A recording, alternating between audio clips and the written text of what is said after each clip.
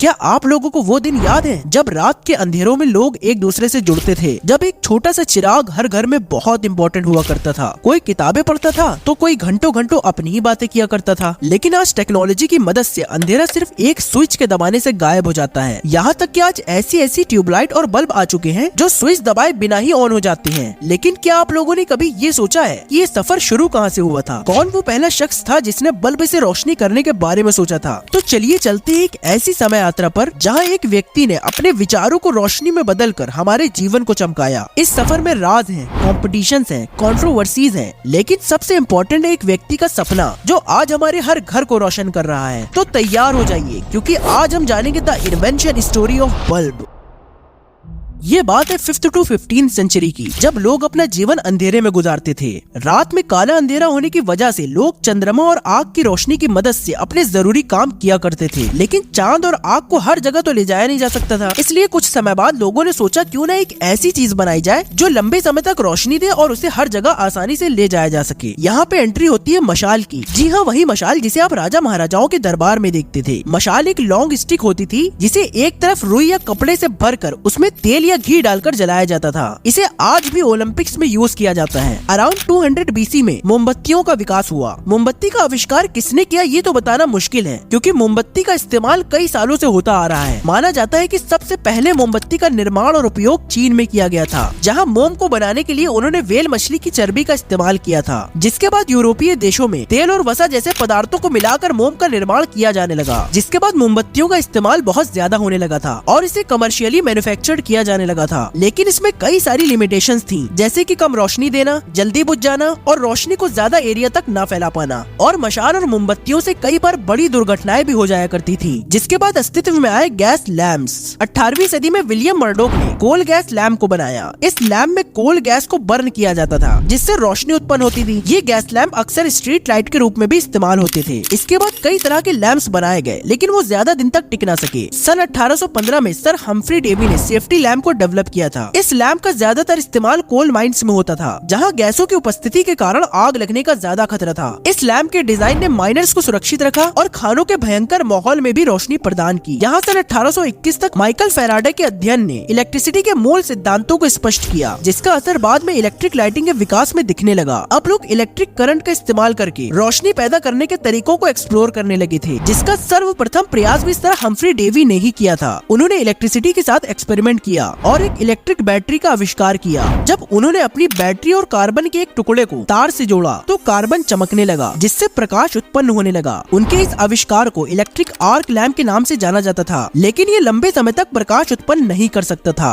इनके बाद कई सारे वैज्ञानिकों ने भी लाइट बल्ब बनाने का प्रयास किया, लेकिन कोई भी डिजाइन कमर्शियल यूज के काबिल नहीं था। सन 1840 में ब्रिटिश वैज्ञानिक वॉरेन डे लारू ने एक कॉइल्ड प्लेटिनम फिलामेंट को एक वैक्यूम ट्यूब में बंद कर दिया और उसमें इलेक्ट्रिक करंट को पास किया। डिजाइन इस कॉन्सेप्ट पर आधारित था कि प्लेटिनम का हाई मेल्टिंग पॉइंट इसे हाई टेम्परेचर पर भी संचालित करने की परमिशन देगा और खाली किए गए कक्ष में प्लेटिनम के साथ रिएक्ट करने के लिए गैस के अणु कम होंगे, जिससे काफी लंबे समय तक जल सकेगा। लेकिन प्लेटिनम उस समय काफी महंगा आता था, इसलिए ये डिजाइन भी कमर्शियली सक्सेस नहीं था। सन 1850 में जोसेफ स्वान नाम के एक फिजिसिस्ट ने एक खाली गिलास बल्ब में कार्बोनाइज्ड पेपर फिलामेंट को अटैच्ड करके एक लाइट बल्ब बनाया और 1860 तक उनके पास एक वर्किंग प्रोटोटाइप था। लेकिन एक अच्छे वैक्यूम और बिजली की कमी के कारण इस बल्ब का लाइफ स्पैन इतना कम था कि उसे प्रकाश का एक प्रभावी उत्पादक नहीं माना जा सकता था। हालांकि 1870 के दशक में बेहतर वैक्यूम पंप उपलब्ध हो गए थे और स्वान ने लाइट बल्ब पर अपने एक्सपेरिमेंट फिर से शुरू कर दिए। सन 1878 तक आखिरकार स्वान ने एक ऐसे बल्ब का आविष्कार कर लिया था जो कमर्शियली यूज किया जा सकता था। उन्होंने एक प्रेजेंटेशन में अपना इलेक्ट्रिक बल्ब लोगों के सामने प्रस्तुत किया, लेकिन कुछ प्रॉब्लम के कारण प्रेजेंटेशन के दौरान उनका बल्ब टूट गया। हालांकि स्वान ने वैक्यूम की समस्या को सॉल्व कर लिया था।